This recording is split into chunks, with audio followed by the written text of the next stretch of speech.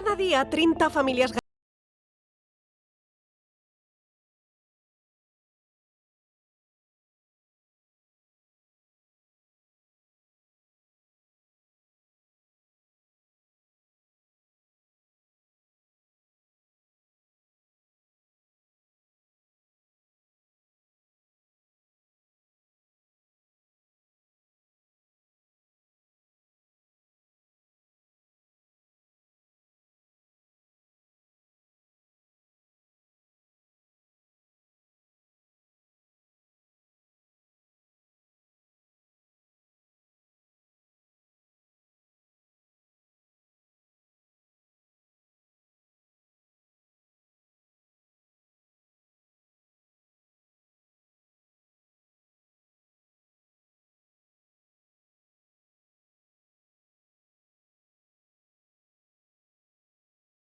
que un simple testamento pode evitar moitos desgustos familiares.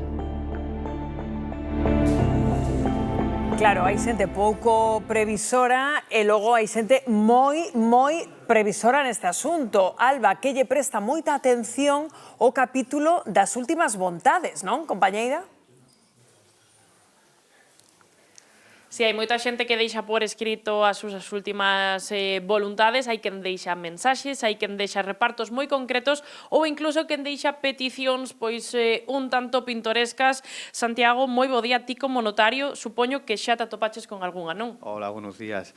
Pois sí, a verdad que na práctica dos despachos non é infrecuente encontrarse con situaciones pintorescas.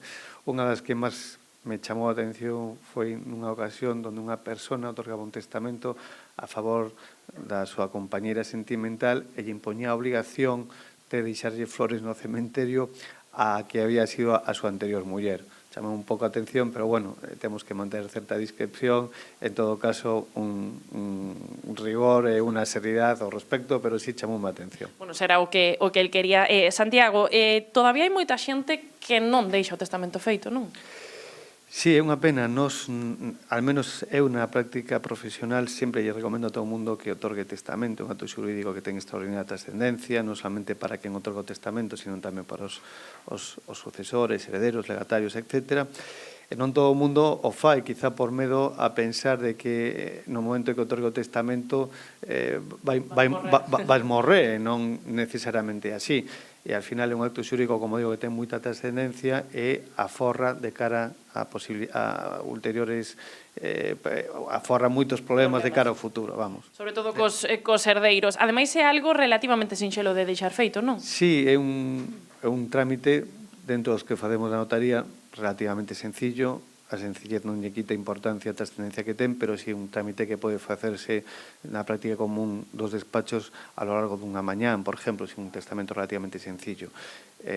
Non facelo implica a necesidade de tener que recurrir a unha declaración de herederos, cos trámites legales que implica, lapsos de tempo, a necesidade de concurrir con 2 testigos, etc. E ao final levanos máis tempo, máis cuartos, pois compañeiros, xa sabedes, xa non lo decía Santiago, deixar feito o testamento, un acto sinxelo, e aínda que non nos gusta moito facelo, nos pode aforrar moitos problemas.